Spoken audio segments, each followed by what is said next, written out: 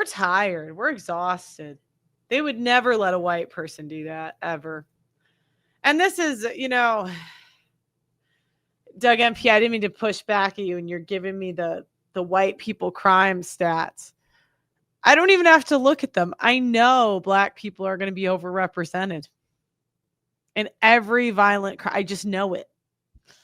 Because I have eyes, Even the serial killer thing, I'm still kind of skeptical.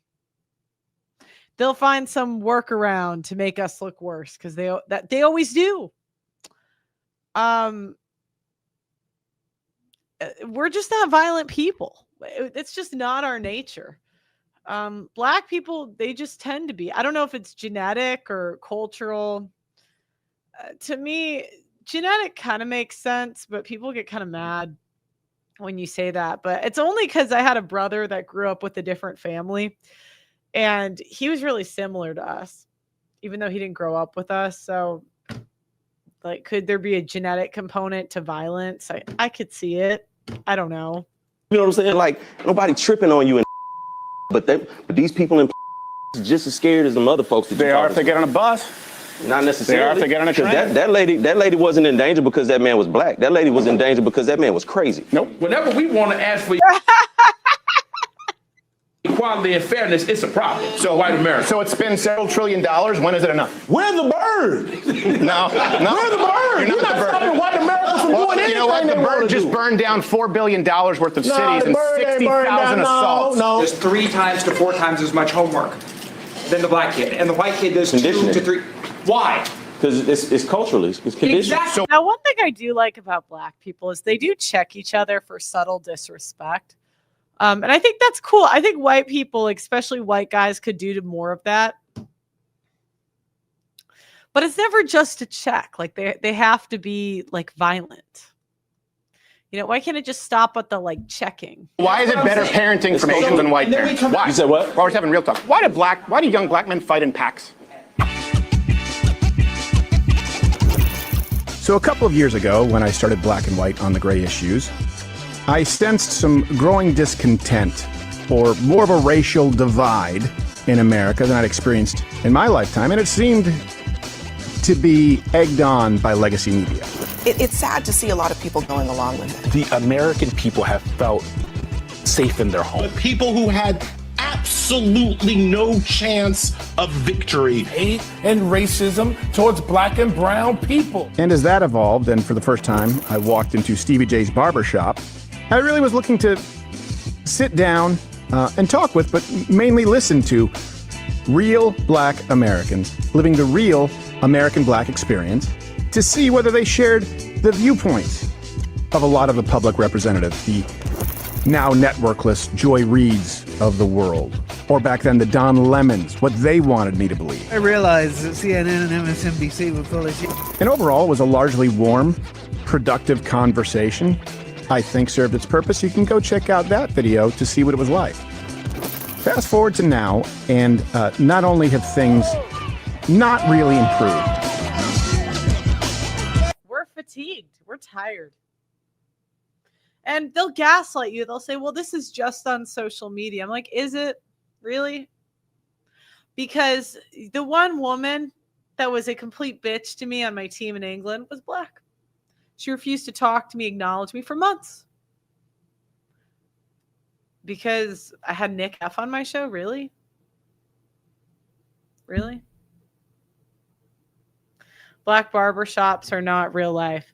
I cannot believe that 60% of black men have been arrested by the age of 25. That's a crazy stat. That's insane. Oh my God. It's like when you find out 50% of black women have herpes. That's crazy too. And according to many Americans, they're markedly worse. And if listening is important, I noticed that a lot of white Americans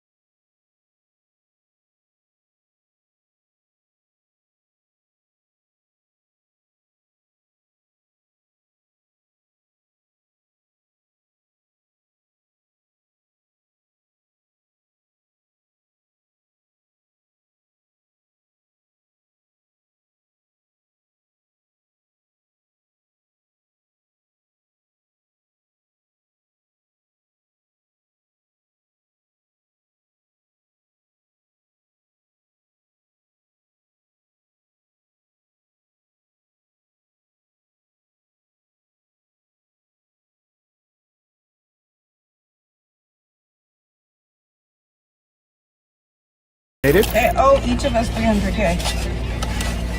So I don't care how they get the money. That's not my problem. I just want my money. A debt is owed. I remember I had a conversation with a black person once, and I told them that less than 1% of white people even owned slaves. And this black person fought me. They fought me so hard. They're like, no, that's not true. And I'm like, oh, it's true. Google it. And I watched him Google it. And I'm like, we're tired. You know, knew some guys in college. They had an apartment in downtown Chicago. Bunch of black guys broke into it and stole all their stuff. It's like, now, you know, that kid stabbed another guy on the field at a track meet. So basically, and if you guys don't know the story, there was a white kid who was a twin, and he was a track athlete. And there's a black kid at the track meet, and they got into a fight. Now, the black kid, he's saying, oh, well, the white kid provoked it. And I'm like, why do you have a knife at a track meet? Like, white culture, we don't bring guns to school, at least not to use on each other. We might, you know, they might be hunters, but that's not normal. And this kid stabs this kid in front of his brother. He dies in cold blood on the field. They haven't released the footage. They raised a ton of money for this kid's legal defense. And it's just insane. He's applying to college right now. Back in 2023, I was put on a government watch list for speaking out about men's issues. The government spent who knows how much money trying to shut me up. And honestly, to some extent, it worked. I was demonetized on YouTube. I had 3 Instagram accounts deleted, 7 TikToks accounts wiped out, and I was forced to delete 3 years worth of work, videos, interviews, everything. The more honest I was, the harder I was punished. And eventually, I had to shut down my show, move back home, and completely start over. But I'm not giving up. This time, we're doing things differently. I've created my own app, a space where free speech actually means free speech. On this app, you'll not only get access to all my old content, but you'll also help shape our future documentaries and show topics. For just $10 a month, you're not only supporting me, you're supporting a movement, a network that refuses to be silenced.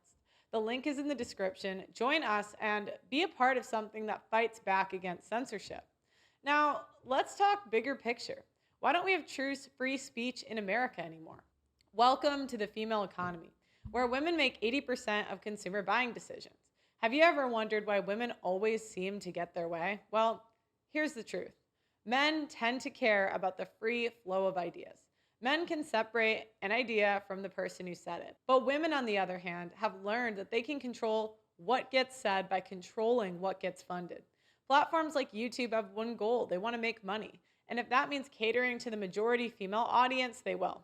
That's why being a conservative creator today feels impossible. This isn't just about me, it's about the future of online speech. With the Audacity Network, me and my community will never have to worry about being silenced again. We're tired, we're exhausted. They would never let a white person do that, ever. You owe a debt, you have to pay.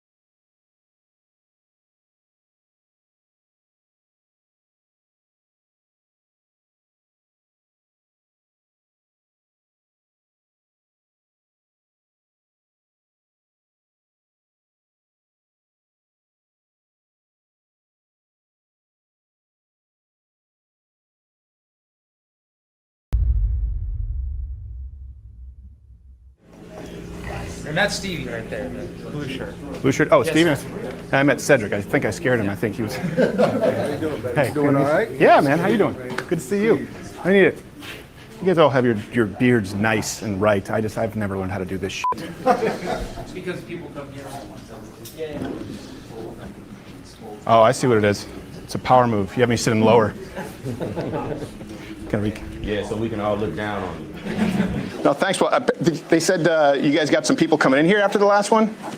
Yeah, a couple people came They just through. felt like, I think this is the place where white and black people have conversations. So it was funny. The first person that came last time was he said this out of his own mouth. He was like, I'm Indian, but he had on a MAGA hat. Okay. And he walked in and was like, hey, I saw you guys on Crowder. Can I get a cut here? Yeah, I guess so, man. Come on. Did you have your hand on your piece? You're like, I don't know if you come. Nah, because he didn't come like that. He didn't have the backpack and the ski mask on. Yeah, he didn't have that on. Was he nice? Was he good? He's cool. Yeah. What do you guys think like when you see someone with a MAGA hat? Because I know we were kind of talking about that last time. It depends on how they present themselves. To me. Yeah. For me. Well, okay, so like what would present themselves in a way that would be like decent versus piece of shit? Yeah, some people carry that air of superiority. Yeah. And if you present that to me, I'm very conscious of that. If you present that to me, I'm gonna respond appropriately. Yeah. That's just me personally. What would be like an air of superiority? Like just like certain things you say in conversation, and like you said, just in the physical nature of these chairs. Well, in conversation, you can physically go up and down and put yourself above or beneath. So when people do that kind of stuff. Yeah, it's funny that you mentioned that because I actually, when I do the change my minds and sit with people, I actually kind of slump my shoulders and deliberately kind of make myself smaller just to not, it's like, what is it, the crab that has the red under its claws is showing danger. So I don't wear red because apparently that signifies poison. But yeah, no, there's all these body languages experts now. You watching TV and I'm like, this seems like horse shit. Like he looks to the left so you can tell he's lying. Yeah, some of it is horse. It's like, no, I saw him on camera. He killed his girlfriend with a butter dish. I don't give a shit what he says. He took too long to say that answer. He had to think about it. No, he's thinking about what he wants to say. Yeah. He don't just spit out. He wants to think about what he's saying. Last time we talked, we were kind of just, and the reason was just like, often you see in news, people just kind of siphon themselves off right into an echo chamber. And I thought it was good. We were just kind of able to see other perspectives. Where do you think the country is now? Like with that? Like, is that an open question? Or? Yeah, race relations between, because last time I wanted to get your perspective, and there's a perspective now in the white community. None of us are an ambassador for the entire community, but things have changed quite a bit the last year and a half. Temperatures have gone up. But what do you guys think? What do you think we are in the country? I'd like to chime in on that. Yeah. I'm happy you asked that question. There are a lot of social and economic dynamics at play that have certainly gone, in my opinion, in the wrong direction. I don't think that people really understand the gravity of where we're headed. We are vastly sliding into an autocratic regime here. And absolutely, I'll give you several reasons. You see, in order to have, you can't have a one-dimensional approach when you're wanting to continue to lead from a global perspective, all right? What you see here today is an isolationism approach which has never worked in the past because we don't have an understanding of geography and history, all right? And I'll just simply close by saying, you got to understand something. The rest of the world is grossly infuriated with the way America has taken shape. And not only that, we're ceding all our best opportunities to China, right? Look around you in the relationships they're fostering with everybody else, which includes Canada, Mexico, and they've even gone as far down into the Latin American corridor, fortifying their bases while we're still hollering that we're the greatest. You talking about China, like in the Panama Canal? Not just the Panama Canal. Let's pivot from the Panama Canal and let's look at the long-term strategy they have now, where they've just signed an agreement with Mexico to build another canal bypassing the Panama Canal. And when you look at the whole transatlantic, corridor where you got now Brazil and Canada as well as Mexico trading, and they stopping in Peru where China has a huge presence at, circumventing completely the navigation, the use that comes with having to use the Panama Canal. So we'll avoid conflict with America and just simply go around America is what's happening here. Talking about China? Absolutely. Yeah. No, I mean, I want to agree with the first part, autocratic. I think China needs to be dealt with, and this is the first time we are. I'm Canadian. Well, I was raised in Canada. Canada sucks. Canada is a dog shit country. Canada, the kind of shit we're doing, you can't do this in Canada. If you say something too offensive or I say something too offensive, you will be jailed in Canada. Yeah.